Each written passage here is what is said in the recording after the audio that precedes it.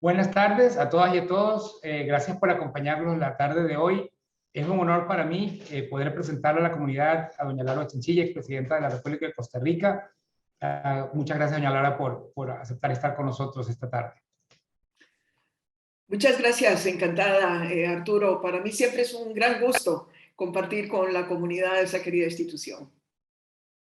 Muchísimas gracias. La presidenta Chinchilla no necesita presentación para los costarricenses y para muchos latinoamericanos, pero déjenme rápidamente repasar su hoja de vida. Fue la primera mujer, la única mujer en ser elegida presidenta de Costa Rica al día de hoy, en el periodo 2010-2014. En la función pública tuvo muchos roles. Fue vicepresidenta del 2006 a 2008, ministra de Justicia, diputada, ministra de Seguridad Pública. Antes de eso, ella impulsó a lo largo de su carrera política diversas reformas, desde lo policial y lo judicial, para hacer frente a la delincuencia, a la violencia. Impulsó iniciativas de gobierno digital, promovió los derechos de la mujer y la protección de la primera infancia, también políticas de sostenibilidad medioambiental, incluyendo preservación de biodiversidad marina, por lo cual ha sido distinguida con diferentes reconocimientos internacionales. Profesionalmente ella es politóloga, tiene un máster en políticas públicas de la Universidad de Georgetown, donde también ha enseñado. Y hoy en día, desde antes y después de su presidencia, ha tenido diferentes roles como consultora en organizaciones de talla global y de alcance regional también, como el BID o el Banco Mundial. Es co-directora o co-chair, digamos, del Diálogo Interamericano, una iniciativa muy importante de las Américas, y participa de juntas directivas como la del Comité Olímpico Internacional, el Club de Madrid y otras organizaciones. En el ámbito político, ha sido líder de varias misiones de observación electoral y ha presidido la Comisión Kofi Annan sobre elecciones y democracia en la era digital. Ella tiene un corazón académico y ha sido profesora en universidades como Georgetown, su alma mater, el Tecnológico de Monterrey y la Universidad de Sao Paulo en Brasil. Así que, de nuevo, doña Laura, muchísimas gracias por acompañarnos. Bienvenida virtualmente, aunque sea a la universidad. Déjeme comenzar por preguntarle la pregunta obvia a la única mujer presidenta que ha tenido este país. ¿Qué significó para usted y para el país ese hito y qué lecciones de vida y de liderazgo le dejó a usted como mujer esa experiencia? Bueno, de nuevo muchas gracias y espero que tengamos un espacio para poder intercambiar también con los estudiantes, aunque de seguro muchas de las preguntas que orientarán esta conversación y que Arturo las estará formulando reflejan en mucho parte de las inquietudes de los estudiantes que nos acompañan. Pero esta primera pregunta, pues para mí es una gran oportunidad para, en primer término, bueno, decir que ciertamente me siento extremadamente honrada por haber tenido ese enorme honor de convertirme en la primera mujer que tuvo la posibilidad, después de más de 180 años de vida republicana, de ocupar la silla presidencial. Y gracias, por supuesto, que a la lucha de muchísimas mujeres que me precedieron en la arena política, pero también en general como activistas en favor de los derechos de las mujeres. Y también gracias a la confianza que la gente depositó en mí finalmente en esa elección que fue en el año 2010. Y Arturo, muchas veces me preguntan que cuál fue el logro más importante de mi administración. Y yo podría citar ciertamente algunos temas. Nosotros llegamos básicamente comprometiéndonos con hacer de Costa Rica un lugar más seguro. En ese momento el país vivía una crisis grave de seguridad ciudadana y lo cumplimos, mejoramos el desempeño en ese tema, redujimos las tasas de homicidio, las tasas de feminicidio, logramos ayudar a que la economía saliera de la crisis o de la recesión global que había golpeado al mundo y en consecuencia a Costa Rica. Impulsamos algunos de los programas que habíamos ofrecido, como el cuidado de la pequeña infancia, ayudamos a proteger el ambiente, particularmente con la Agenda Azul, etcétera, etcétera. Pero quizás lo más importante fue haber precisamente roto los techos de cristal. Y para explicarlo quizás de la mejor manera posible, déjenme compartir con ustedes una anécdota muy hermosa. Durante mi campaña electoral y también durante la presidencia por las decisiones que íbamos a tomar, los niños habían jugado, niños y niñas, habían jugado un papel muy importante. De hecho, siempre cuento que yo gané por un margen mayor las elecciones infantiles que siempre se organizan en Costa Rica desde hace muchísimos años que el margen por el que gané las elecciones de adultos. Y entonces, cuando pasaron las elecciones, decidí ir a visitar algunas escuelas y colegios para agradecerles a los niños, a las niñas y a las muchachas y muchachos que habían votado por mí en las elecciones infantiles. Y resulta que cuando llegué a algunos de estos centros educativos, me encontré con unas noticias bellísimas de parte de profesores y de maestras que me indicaron que al día siguiente de las elecciones, el lunes siguiente de las elecciones, muchas niñas habían llegado a las escuelas diciendo que ellas también iban a llegar a ser presidentas de Costa Rica. Entonces, si la elección mía sirvió para que lográramos cambiar la percepción que toda una nueva generación tenía sobre las oportunidades de la mujer, de llegar al máximo sitial de la política costarricense, pues para mí, como decimos popularmente en Costa Rica, valió el tiquete. De manera que creo que, sin lugar a dudas, fue una experiencia muy, obviamente muy aleccionadora para mí, pero particularmente para Costa Rica y para las más jóvenes generaciones. Siempre también recuerdo que aunque no haya habido todavía, pero lo va a haber en algún momento, una segunda mujer ocupando la presidencia, a partir de ahí se produjo un proceso muy acelerado de muchas mujeres jóvenes en la política aspirando a llegar, por ejemplo, a los puestos de elección popular en la Asamblea Legislativa. Y gracias precisamente a esos precedentes es que Costa Rica es hoy uno de los pocos países en el mundo que tiene una Asamblea Nacional o un Congreso paritario. Muchas gracias por esa perspectiva. Una anécdota muy linda que recuerdo suya también es que después de su presidencia usted contaba que en visitas a escuelas las niñas y los niños decían mucho más abiertamente que las mujeres pueden ser presidentas, algo que no necesariamente en el pasado se había dado. Ese efecto es muy profundo, ¿verdad? Y es crucial para la imaginación de nuestros niños y niñas. Un tema importante de su presidencia y en general en este país, por supuesto, ha sido la sostenibilidad ambiental junto con la justicia social o el progreso social. Estamos en un momento muy crucial de la historia. Estamos, por supuesto, en plena conferencia de las partes en Glasgow, en Escocia, en un momento en el que tenemos que tomar decisiones grandes. Y Costa Rica ha sido un referente en los últimos 5 o 7 décadas de decisiones tanto sociales como ambientales vistas correctamente, en mi opinión, como progresistas, ¿no? ¿Cómo, verdad? Usted es costarricense, pero conoce el mundo. ¿Qué lecciones países como los nuestros representados en el grupo estudiantil, en la facultad, en los que trabajamos en la universidad, qué lecciones podríamos sacar para nuestros países? ¿Dónde le parece que a usted que están las lecciones de este país pequeño, pero de avanzada en estos temas?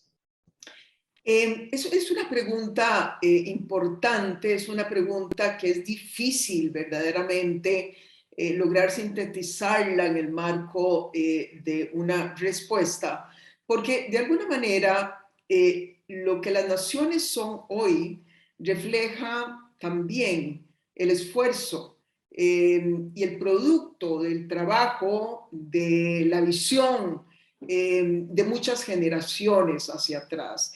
Yo me siento sumamente orgullosa de ser costarricense, más allá de que tengamos todavía muchísimos desafíos pendientes de resolver, porque en el fondo creo que mucho de lo que hoy somos se originó hace muchísimos años y que quizás la lección más importante que Costa Rica ofrece es la importancia de lograr sostener acuerdos en el tiempo y la importancia de trabajar fuertemente en una noción compartida de bien común, en una noción compartida de algo que nos es común, que nos pertenece, que en este caso es la nacionalidad o la nación.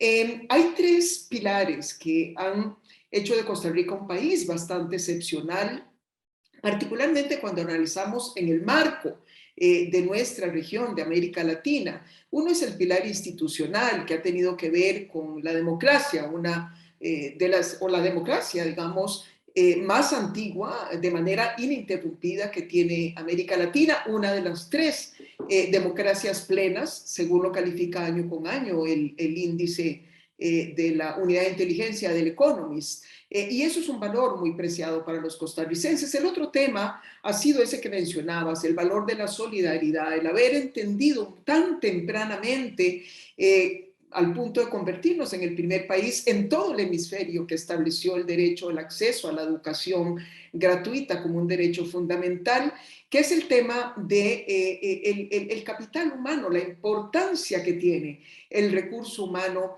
para generar prosperidad, para generar progreso, para generar riqueza, lo que también nos ha permitido en consecuencia, a partir de cierto momento y de manera bastante temprana, cuando aún ni siquiera el mundo discutía los temas del cambio climático, hace ya más de 60 años, abrigar con mucho entusiasmo el desarrollo sostenible, porque de nuevo nos dimos el lujo de renunciar a un modelo de desarrollo basado en la sobreexplotación de los recursos naturales. Es decir, varios gobiernos han sostenido la prohibición de la explotación petrolera. En mi gobierno nos tocó reafirmarla una vez más, igual la del gas, igual en mi gobierno pasamos la ley que también prohibió la explotación de la minería o el oro a través de los procesos de minería a cielo abierto. Y esto básicamente porque nos podíamos dar el lujo de renunciar a este tipo de economías en el entendido de que la riqueza de Costa Rica tenía que seguir apostando más bien a la inversión en el capital humano. Ahora, ¿cómo llegamos a todo este proceso? Iniciamos muy tempranamente en nuestra historia como nación independiente, pero sobre todo, Arturo, creo que tuvimos ciertamente un poco de suerte de haber tenido en su momento personas, tanto en la política como fuera de ellos, que tuvieron una visión clara, que tuvieron además el arrojo y la determinación para implementar ideas que de nuevo en su momento no necesariamente eran comprendidas, ni siquiera eran populares.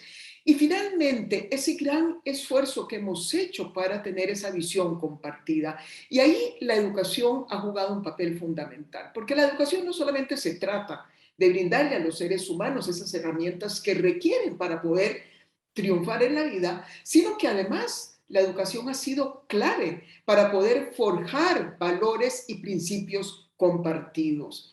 Si bien nosotros en Costa Rica empezamos a tomar decisiones para la protección del ambiente hace más de 60 años, hablo de la creación de los parques nacionales, luego más adelante todos los instrumentos financieros para poder de alguna manera fomentar la captación de las emisiones contaminantes, etcétera, etcétera. El instrumento que de verdad logró sostener estas políticas que hoy nos reconocen en todo el mundo fue la educación. Fue cuando las más jóvenes generaciones nos empezaron a decir a los que teníamos más edad, mamá, hay que empezar a reciclar, mamá, apague la luz porque queremos economizar. Y esos mismos jóvenes empezaron a votar y empezaron a opinar en la política, y cada nuevo gobierno que venía tenía en consecuencia que atenerse a esa ruta trazada. De manera que por eso en el marco de esta conversación que implica a una universidad, pues no está de más señalar el valor que la educación tiene en la promoción de este tipo de políticas. Sí, completamente de acuerdo. Obviamente estamos nosotros acá e incluso una formación experiencial, ¿verdad? Es decir, no solo el lecturing o el ceremoniar, digamos, sobre la importancia de ciertos temas, sino realmente vivirlos, ¿no? Y es una de las diferencias de la Universidad de ERF como líder en estos temas. Como no costarricense, oír esa historia a veces me hace reflexionar, ¿verdad? Porque los que no compartimos ese camino, hoy en el 2021, digamos, tenemos un reto más grande, porque tenemos que ver cómo encontramos algún atajo histórico, por decirlo así, que nos permita brincar algunas de esas etapas, en el corazón de lo cual, francamente, están al final personas, esos líderes tempranos y constantes en el caso de Costa Rica, y en el caso de nuestros países, líderes que están aquí en las aulas, tanto como estudiantes como incluso como profesores. Así que, perdón el editorial, pero realmente cada vez que pienso y oigo de Costa Rica es un tema que es muy importante para aprender y que nos hace reflexionar, creo, en lo que nos toca. En el tema democracia, porque este es un tema obviamente suyo muy grande, de carrera, de experiencia, por supuesto, como líder política de muchas décadas, como académica también, ¿no? Incluso con el tema este justo de democracia en la era digital que mencioné yo en la introducción. ¿Cómo ve usted el futuro de la democracia en este momento? En este momento el mundo se siente como bajo ataque, como ha perdido legitimidad, ha perdido apoyo. El tema digital parecería haber minado los procesos de diálogo entre líderes y poblaciones, ¿verdad? Las falsas, ¿verdad? Las mentiras, ¿no? Las verdades falsas que se comunican, que cambian percepciones sobre temas incluso tan delicados como hoy en día las vacunas en medio de la pandemia. ¿Cómo ve el futuro del mundo y de América Latina en particular en este tema de democracia y de su sostenimiento? Bueno, Arturo, este es un tema en donde es difícil ser optimistas a estas alturas, por lo menos, porque efectivamente la situación de la democracia a nivel global es de una enorme fragilidad. Esto a pesar de que por primera vez en los últimos años son más el número de personas que viven bajo regímenes democráticos que aquellos que viven bajo autocracias de distinta naturaleza. Sin embargo, también cuando analizamos muchos de los más importantes, digamos, fuentes de análisis que monitorean la democracia año con año, como de nuevo la revista The Economist, la Unidad de Inteligencia en su índice de democracia, los informes de Idea Internacional de otras organizaciones como Freedom House, etcétera, etcétera, vemos que se ha venido produciendo un deterioro en varios indicadores democráticos y además que la región que más está cayendo es precisamente América Latina. América Latina que hace ya más de 40 años, cerca de 40 años, abrigó la tercera ola democrática o la primavera democrática latinoamericana, que tenemos que reconocer ha sido una de las más exitosas porque pasamos en ese entonces de tener tan solo 3 democracias en nuestra región, que eran Colombia, Venezuela y Costa Rica, a tener prácticamente todo el hemisferio, con excepción de Cuba, viviendo bajo democracias. Sin embargo, como te decía, América Latina viene experimentando, particularmente en los últimos más o menos 8 años, un deterioro en algunas variables muy importantes para la democracia, como el Estado de Derecho, la independencia de los poderes, especialmente el poder judicial, las libertades civiles, muy especialmente la libertad de prensa, es decir, hay arremetidas en contra de los medios y los periodistas independientes. Ha habido también un debilitamiento del ambiente de competitividad en el marco de los procesos electorales, intentos de cooptar las autoridades electorales, procesos de reformas constitucionales que lo que han buscado es instaurar la reelección sin límite de tiempo, y así podríamos citar muchos de los elementos más que han hecho que se enciendan todas las luces rojas en relación con la democracia en América Latina. ¿Cuáles han sido algunos, digamos, de las razones que están detrás de esto? Yo diría que hay a nivel global y también en nuestra región 3 razones fundamentales. Una de ellas tiene que ver con una especie de expectativas crecientes de parte de los ciudadanos. También tenemos que reconocer que en el mundo entero han venido fortaleciéndose los sectores medios, que generalmente son los más aspiracionales en una sociedad. Hay demandas crecientes, pero además también el mundo se ha venido volviendo más complejo. Estamos enfrentando grandes transformaciones de naturaleza sumamente estructural, como son el cambio climático, como son la revolución tecnológica o como es el problema de la desigualdad. Entonces tenemos aquí unas enormes disonancias entre lo que la gente percibe, sus temores, sus incertidumbres y las capacidades reales de las democracias para responder ante ello. Esto obviamente ha hecho que muchos ciudadanos pues de alguna manera la emprendan en contra de la democracia, en el fondo más es en contra de las instituciones y de la política. El segundo tipo de factores son aquellos asociados al fenómeno de las redes sociales, que si bien, y en esto vamos a ser muy claros, la desinformación existe, desde que la información misma existe, el discurso de odio existe desde que el discurso mismo existe, pero las redes sociales se han convertido en una caja de resonancia y además han promovido el anonimato en dimensiones que efectivamente facilitan el uso malicioso de las mismas.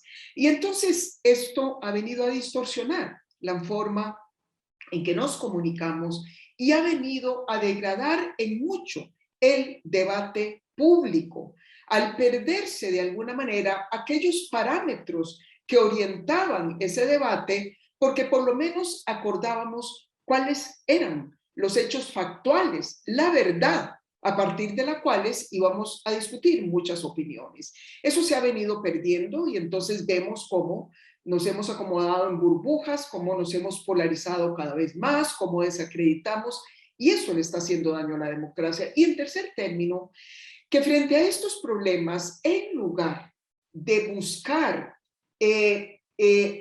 impulsar procesos reformistas de fondo que le den aire a la democracia representativa, es decir, a los parlamentos, a los partidos políticos, que respondan mejor a las demandas ciudadanas y que podamos también discutir con amplitud el abrir espacios a la democracia deliberativa, pues resulta que hemos recurrido a la manera más simple, pero también más dañina, que es creer que depositando la confianza en hombres fuertes vamos a arreglar las cosas. Y entonces tenemos el tercer factor que amenaza a las democracias, que es el liderazgo populista, el liderazgo demagogo, el liderazgo que no tiene escrúpulos y que lo único que están buscando es perpetuarse en el poder. Y de esto tenemos ejemplos, ya no solamente en América Latina, en donde de alguna manera éramos bastante conocidos por los liderazgos populistas,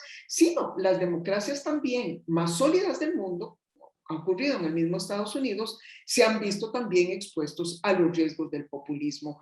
Entonces, estos tres factores están concurriendo y tenemos efectivamente un serio problema ante las democracias. ¿Qué hacer frente a ello?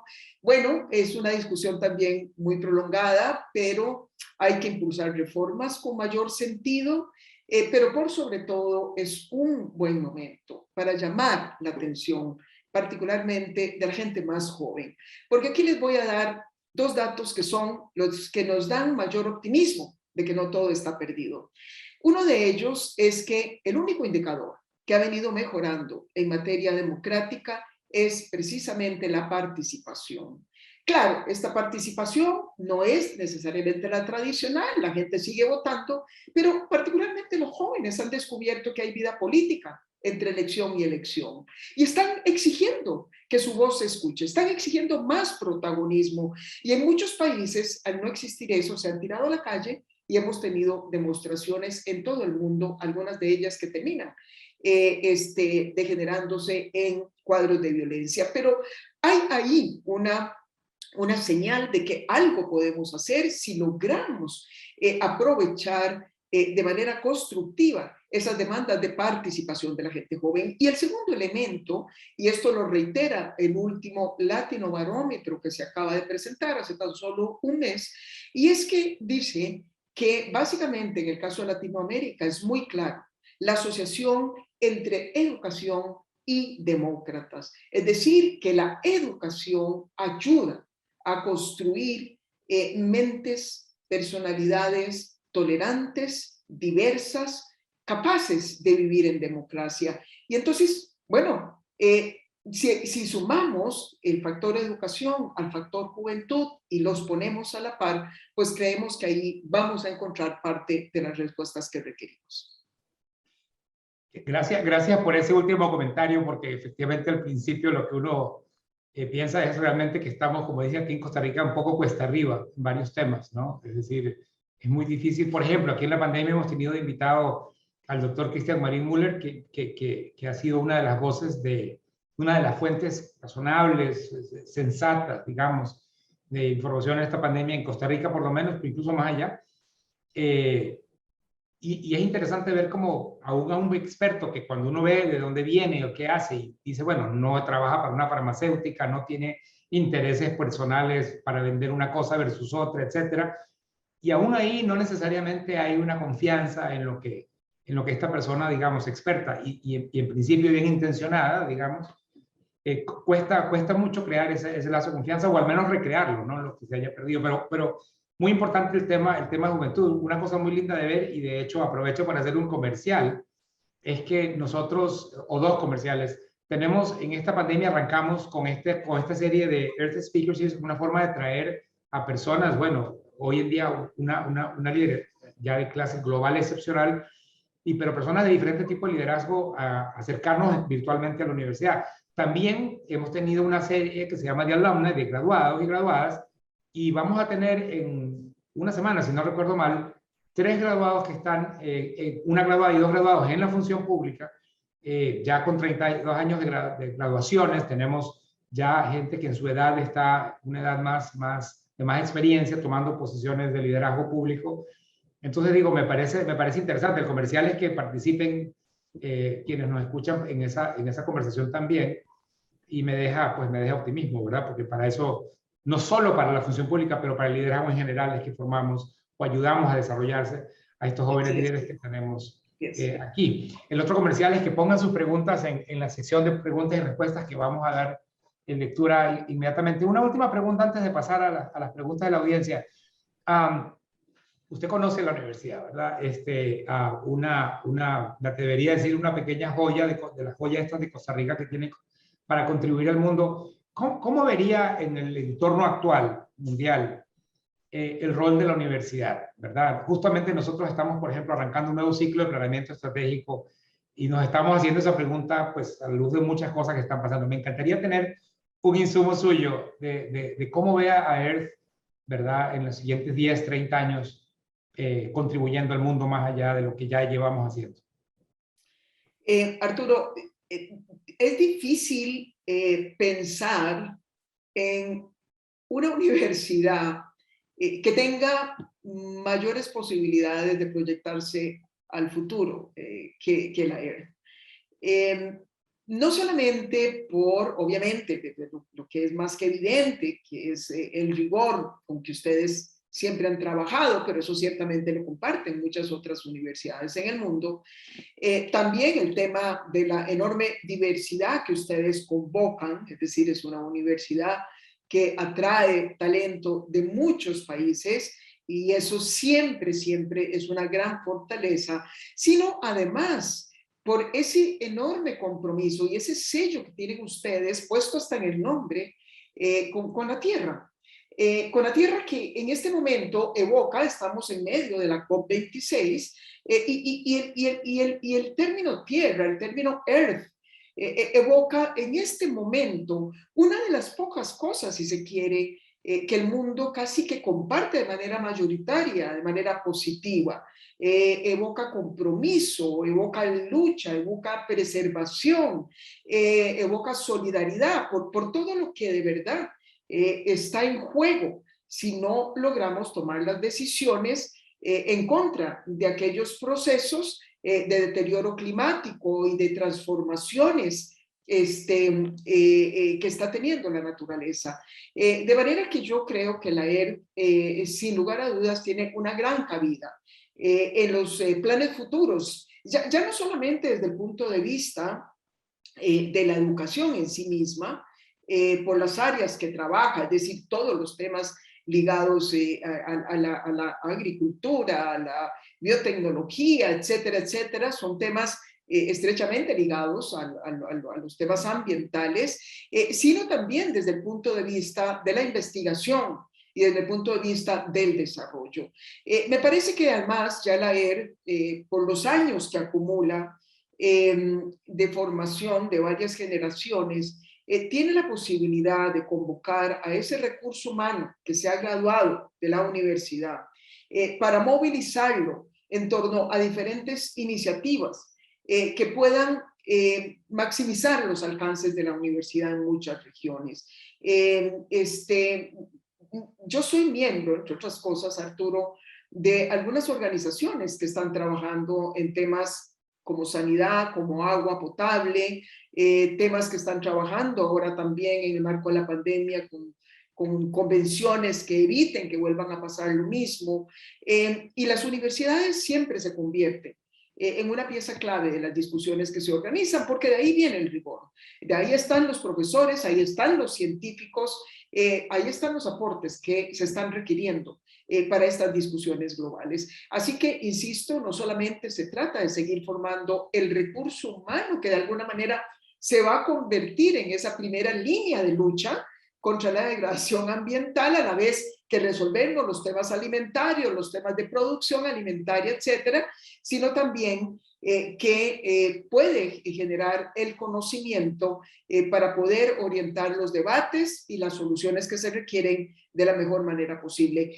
Sabes que el cariño y el aprecio y la admiración mío por la ERD es muchísima, pero estoy segura que todo lo que he mencionado es totalmente realista y acorde con lo que la ERD representa.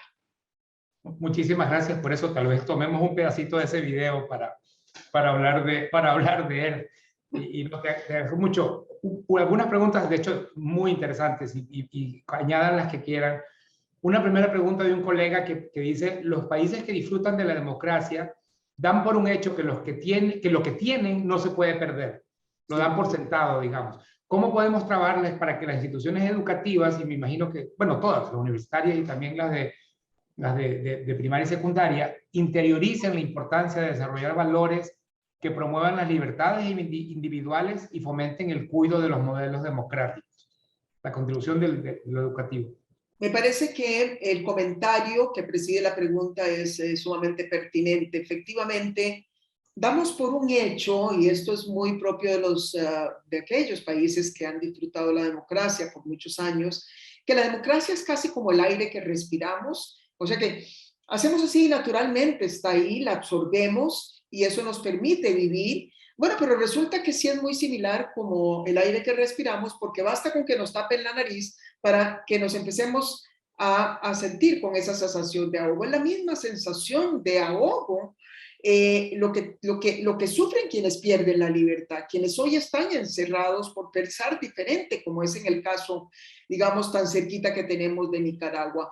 Entonces, la democracia es frágil, hay que alimentarla todos los días, y esto no solamente es tarea, por supuesto, en primera instancia de los gobernantes, sino también de la actitud que todos los ciudadanos tengan ante sus instituciones. No se trata aquí de ser condescendientes, no se trata de ser complacientes, no se trata de tragarse todas las decisiones que se toman en un gobierno, en un congreso, etcétera. Se trata de que cuando alimentemos el debate lo hagamos desde la responsabilidad misma, que tengamos una clara noción de que nuestras palabras cuentan y que cada vez que le damos un retweet a comentarios irresponsables contra, por ejemplo, una política que no hemos analizado o contra, por ejemplo, la decisión de un tribunal electoral que simplemente no nos gusta porque favorece a un candidato que no nos gustaba, que tengamos muy claro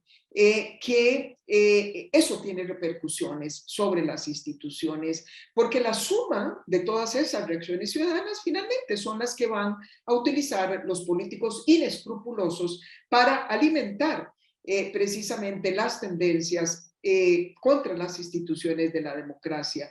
Yo les decía que la educación juega un papel fundamental. ¿Cómo hacerlo? Claro que estamos aquí hablando de una educación que está llamada desde los primeros años de formación a inculcar esas pautas de tolerancia, de pensamiento reflexivo. Ya cuando las universidades les llegan, los estudiantes, muchos de ellos están formados, pero tampoco la universidad puede eximirse de este tipo de tareas. El llevar los debates a las aulas universitarias, los debates que están teniendo lugar en la sociedad, a las aulas universitarias, es fundamental. Porque ahí, en ese debate que llevamos a las aulas universitarias, como lo han hecho ustedes con estas series que han organizado y con muchas actividades más que organizan, permiten precisamente ejercitarse en este, digamos, diálogo constructivo, en este debate a fondo, pero un debate que es comprometido con los valores de la democracia. Muchas gracias por eso. El colega que acabo de mencionar está basado aquí en el campus de Guásimo. Otro colega trabaja en Uganda. Es nuestro primeras dos personales nuestro en África, un proyecto lindo que tenemos allá, que arrancó este año. Nos dice Julius, si bien es cierto que la educación es la que podría salvar o resguardar la democracia, ¿qué esfuerzos existen a nivel mundial para globalizar el acceso a la educación? Y ojalá esfuerzos más allá de los propios gobiernos a nivel nacional, que ya algunos se han demostrado desinteresados en civilizar a sus masas, ¿verdad? Como no fomentar la educación precisamente porque, como decías, si la educación se correlaciona con más democracia, en algunas condiciones autocráticas tal vez más educación no es deseable para el autócrata, ¿no?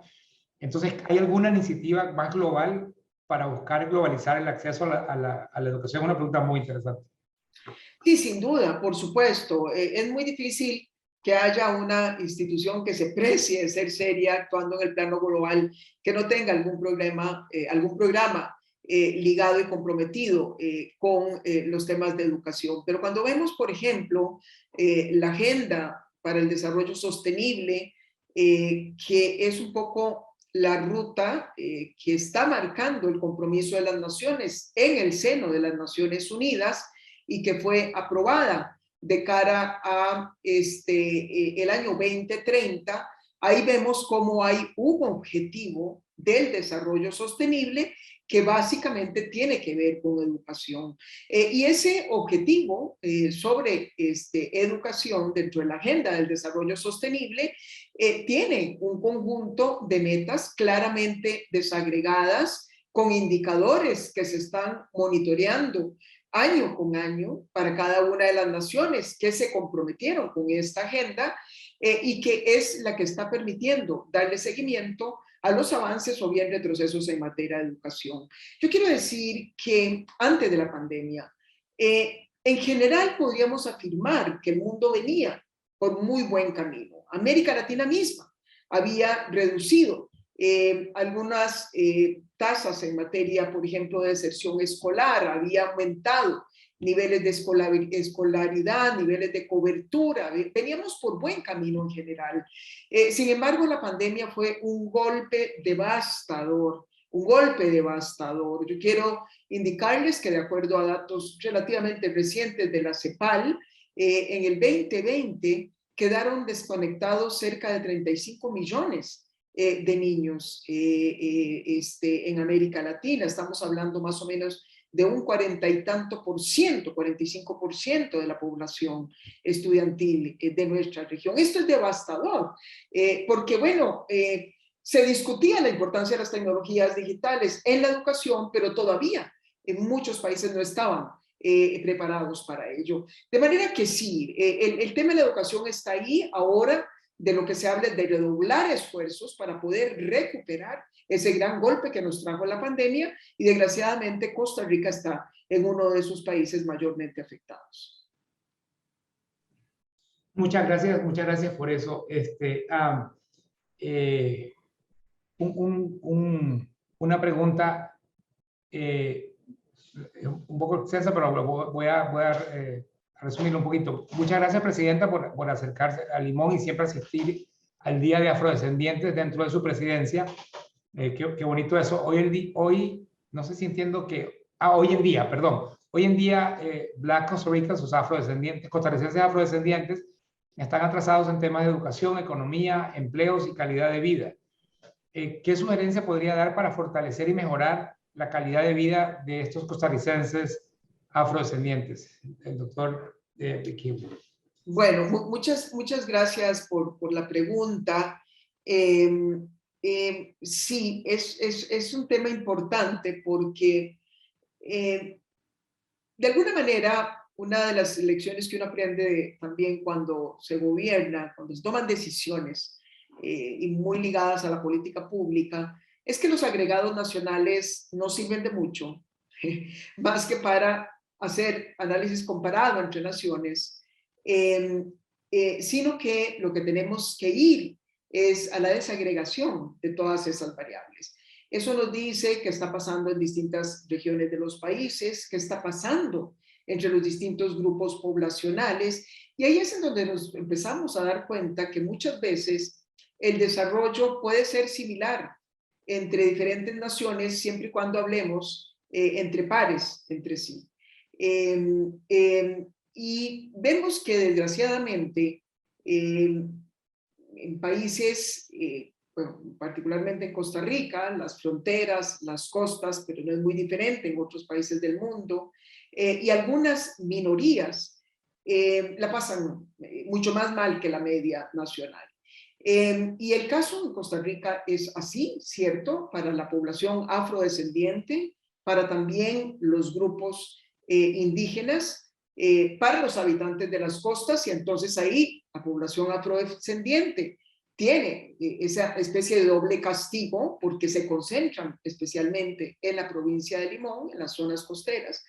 Y entonces es cuando vemos la necesidad de actuar con políticas mucho más dirigidas a esos grupos poblacionales. Es decir, que no basta con que los gobiernos tomen buenas decisiones en materia de educación, salud, vivienda, etcétera, si perdemos de vista a los grupos más vulnerables. Esa política focalizada es indispensable para el caso de mejorar las condiciones de la población afrodescendiente. ¿Está eso pasando? No todo lo que debería pasar. Yo quiero decir que en mi gobierno particularmente tratamos de concentrar una propuesta que permitiera el darle a la provincia de Limón algunas garantías de despegue económico mucho más rápido que lo que para entonces se preveía.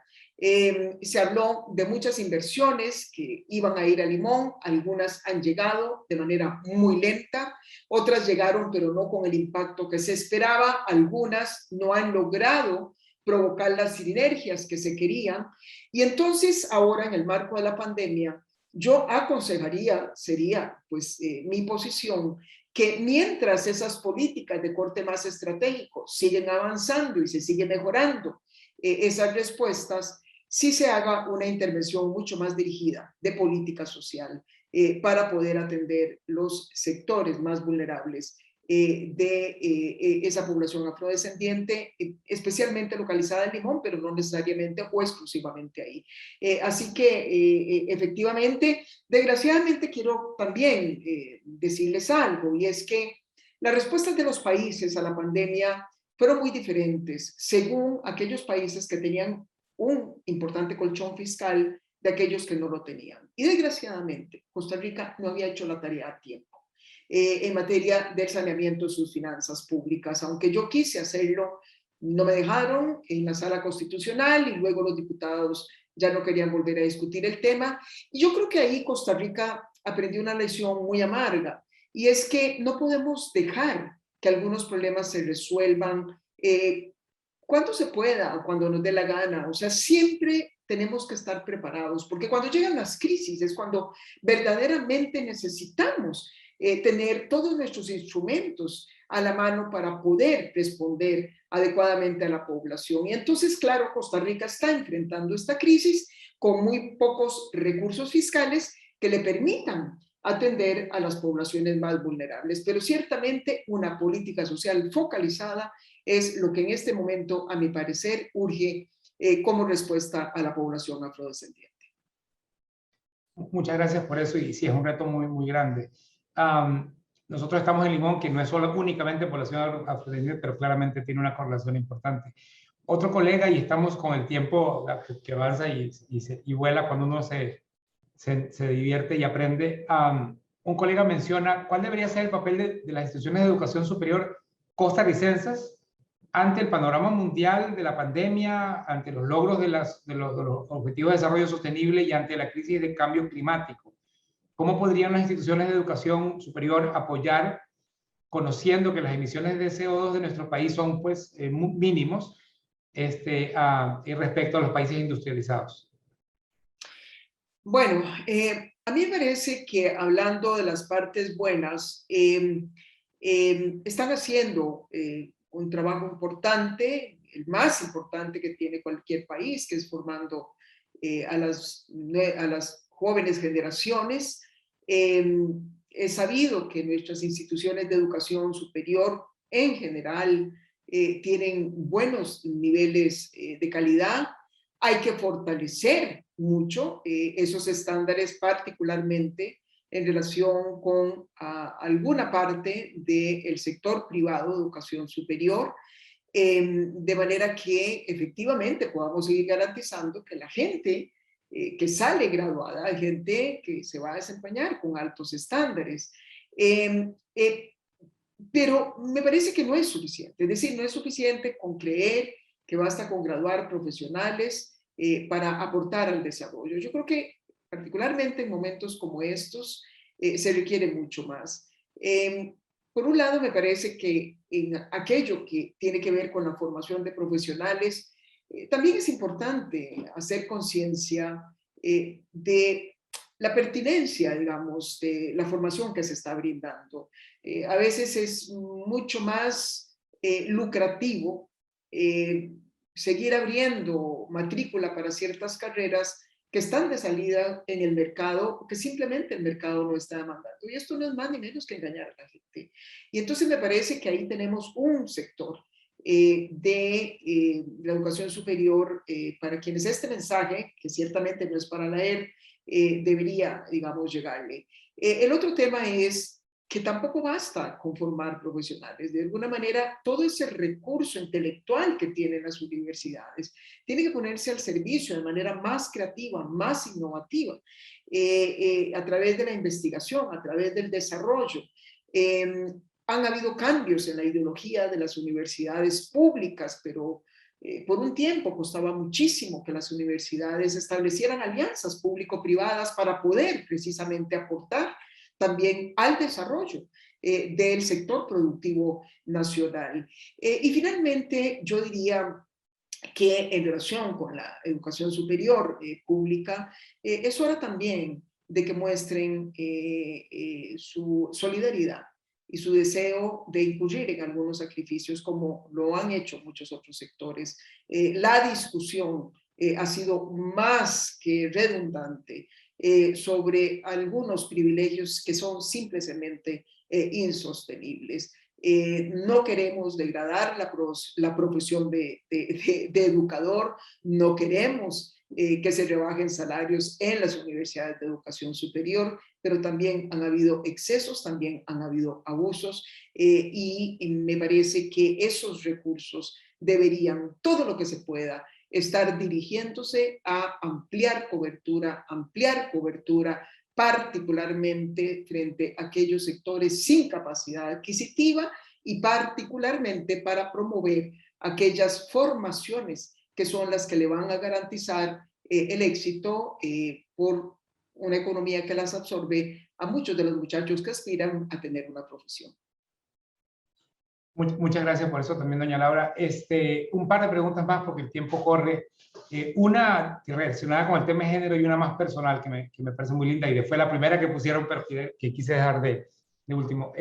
La primera, y viene de otra colega también, es, doña Laura, gracias por estar hoy con nosotros.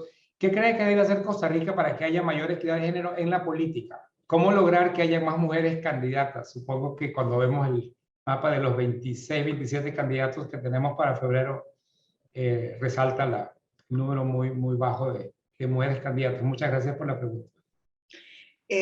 No, con mucho gusto. Gracias por esa pregunta. A mí me parece que Costa Rica ha hecho varias cosas en esa dirección. De hecho, no tendríamos una asamblea legislativa casi paritaria si no hubiese sido por varias reformas de tipo legal, de tipo constitucional, que ya existen en el país y que tienen que ver con todas las medidas de acción afirmativa, de cuotas para garantizar la participación de la mujer. Ahora, evidentemente, no basta con eso. Yo siempre sugiero dos medidas que tienden a ser muy importantes. Una tiene que ver con toda la discusión del financiamiento, de la política. A la mujer le cuesta muchísimo más acceder a las fuentes privadas de financiamiento porque el mundo corporativo está, por sobre todo, en manos de varones, y esa interlocución entre mujeres en la política, varones del sector privado, déjenme decirles que no es tan sencillo como a veces se presume, de manera que todo el acceso al financiamiento es importante, y luego el tema del cuidado y las obligaciones en el hogar.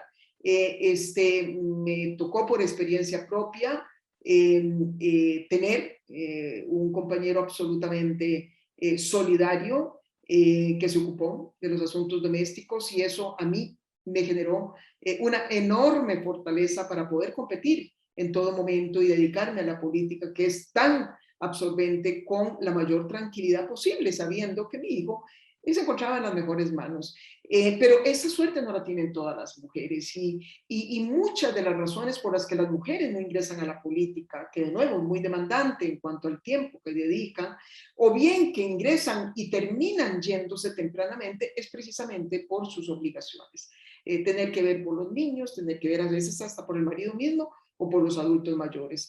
Todo lo que es la corresponsabilidad en el cuidado y el manejo del hogar es fundamental inculcarlo en las parejas, por supuesto, pero también a través de programas estatales, como fue el programa de la Red Nacional de Cuidado que impulsamos.